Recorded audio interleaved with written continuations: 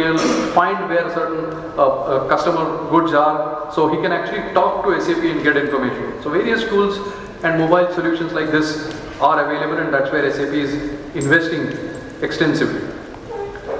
HANA, as I said, the diagram which shows to you that from a supply chain execution system, the data went into warehouses. From warehouses, you got the reports. Now HANA is going to power that whole process. It is going to make the whole speed of information delivery much faster. I think one of the retailers with some 10 terabytes of data which was churned, the response was in milliseconds, microseconds. Yeah, so it's extremely powerful. Feel free to get some more information on that from some of our team members. It's very relevant in logistics, especially when you're dealing with letting the customer know where his goods are, letting him know about the status of his order becomes very easy with a tool like this. Reporting analytics for transportation logistics, that's where the next layer comes in. So very, very role-specific reports, role-specific analytics, ad hoc queries, dashboards that are relevant for you to do supply chain performance management. A lot of this stuff from analytics perspective is where SAP is investing in heavily. Finally, integration and connectivity. That is, the supply chain solution which initially was connected only to maybe a few applications today, you will see that getting connected to third-party software, maybe like the GIS, vehicle space optimization solutions. It will get connected to mobility through the Unwired platform. It will connect to other logistics service providers of yours who offer you an extended last mile and connecting to his websites and his applications. Web services that allow you to connect to various logistics hubs and portals, and of course connecting to other transport associations. Yeah. So this solution today has got tools which allow you to connect the supply chain and transportation management solution to non-SAP applications, to your partners' applications, to your customers' applications. Total cost of ownership, as SAP invests in mobility, HANA, reporting and connectivity, these four areas, the more important part is the total cost of ownership. How do you ensure that all this is delivered to you in the right cost and the most efficient way? So SAP is building tools, best practices, quick starter kits that will help you deploy these solutions in a lesser time frame and in a much easier way, so to say. So RDS, that is Rapid Deployment Solution as we call it, the RDS solutions are available which will help you consume some of these high-end applications in a much simpler, faster and easier way. Play with it, experiment with it for a certain line of business, for a certain part of your business, and then if you are comfortable with it, expand beyond it. Yeah, so that's broadly where it is. So just to wrap up and to inaugurate this logistics session, transportation management is a solution where SAP has invested heavily since 1994, and it's a solution that you must take a look at. 2, SAP has been growing steadily in the whole 3PL space. So whether it is freight liners to warehouse players to 3PL and 4PL players, we've been growing significantly, and that's because of the investments that we make and the value that we bring to the table because of our learnings from various customer projects. Yeah. So I wish you all a very good evening, and both sessions from Deloitte and some of my colleagues, I'm sure you'll find them interesting and you take home some thoughts as a part of this session. Thank you so much. Thanks, Neeraj. Now we move on to our second presentation for the evening, which is an analyst presentation by Mr. Kumar Kandaswamy, Senior Director, Deloitte. Kumar is the country manufacturing industry leader for Deloitte in India and is responsible for the supply chain services. He also leads the Asia Pacific region manufacturing group and has over 23 years experience with clients in India and other parts of the world. With this, I welcome Mr. Kandaswamy on the dais. Ladies and gentlemen, I think correction, there is one solitary lady and many gentlemen. I think as a community we have a task of improving the branding of supply chain as a function. I mean, we need to make it known to the ladies of the world. That's a nice place to be in, to pursue a profession. I'm thankful to SAP for inviting me to make this presentation to such an eminent audience.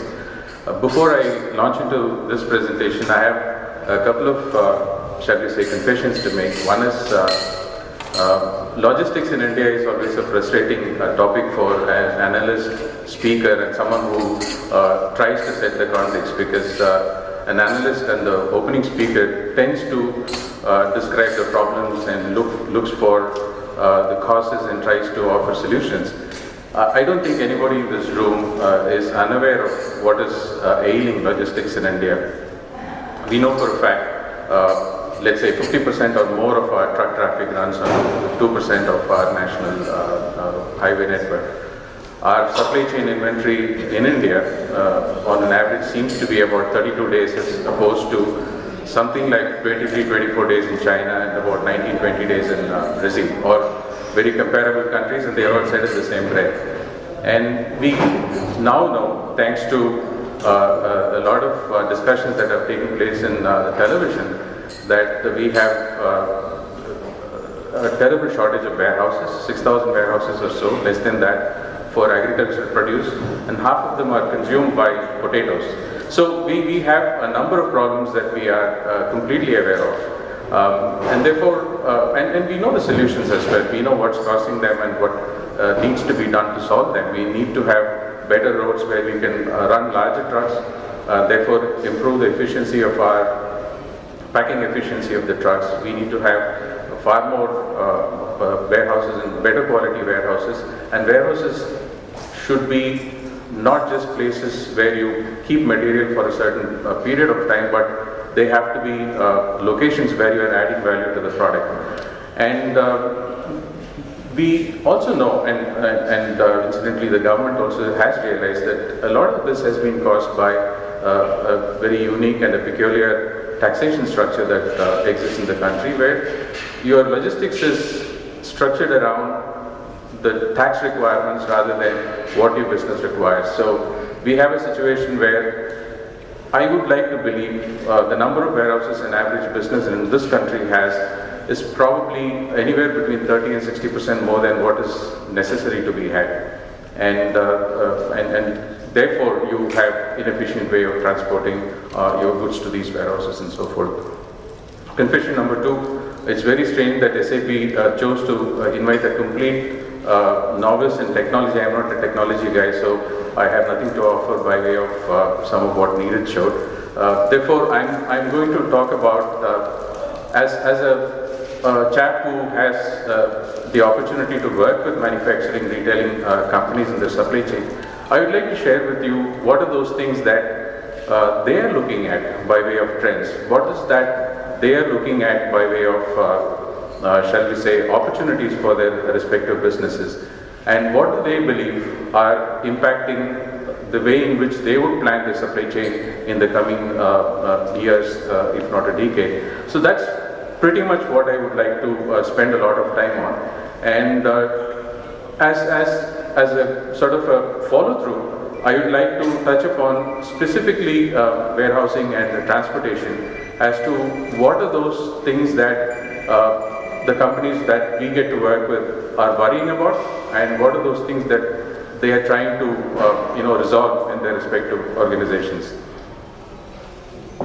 When I say I'm going to discuss trends that are impacting supply chain strategies and supply chain plans of companies, please don't get me wrong. It's not as if these are things that we have not seen so far. Some of these we have seen, we have exploited them and converted them into revenues and profits.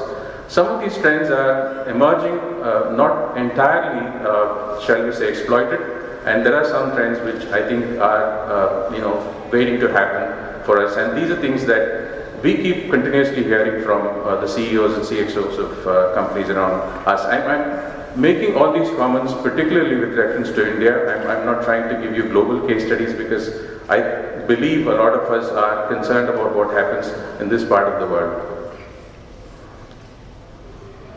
These are some of these trends that I would want to talk about. If you take the iPhone that was recently launched, I would like to argue with you, more than 50-60% of the profits that Apple would make out of the iPhones in its entire life cycle has already been made. And if you closer home, if you look at the Revolution 2020, the Chetan Bhagat book, I would like to believe something like 80% of the entire volume of the Revolution 2020 has already been sold and bought. What I am trying to allude to is this young generation which has become increasingly interesting to companies, seem to be a very impatient lot, and they would like to make the purchase of what catches their fancy within a very short period of time. I mean, I was reading last week the number of movies that hit 100 crores and the time it took for them to hit 100 crores. I think the shortest time was 7 days from the point of release to the point at which 100 crores was achieved, and the longest time, the last couple of years, was 37 days or something like that. I don't think it happened in the last decade. I mean, 100 crores itself did not happen. Forget about happening in a short period of time. Therefore, what companies are worrying about is, how do I configure my supply chain to deliver a humongous volume in a very short period of time? And it's somewhat like, blowing the balloon to its fullest extent, and then you have a follow-through period where you're trying to push through fairly small volume through the supply chain that you've configured to supply or deliver something like 60-70% of the life cycle volume in a very short period of time. Therefore, contrary to conventional way of, shall we say, structuring and creating strategies around supply chain, there are likely to be product categories where this swing, which is quite a bit. It's not 10% in 1 month and 20%. Obviously, the soaps and toothpaste would pretty much behave in a sensible manner, but the discretionary products that we are going to be seeing, the iPods and Revolution 2020s and the little gizmos here and there, are going to be important for many of our customers in their portfolios. They will not be a one-off 2% of the total sales kind of a situation. For manufacturers in India, these are likely to be fairly large-sized portions of their sales portfolio. Therefore, we are talking about the first, let's say, challenge or a trend that we will see during the next decade, where we'll talk about a very large proportion being pushed through a very short period of time. When the 2008-2009 slowdown happened, everybody in India, take car companies, FMCG companies, suddenly found merit in chasing the rural customer. And there were a lot of speeches made and papers written that we did not get caught in the slowdown, primarily because the rural customer turned a little affluent at that time because of the loan write-off.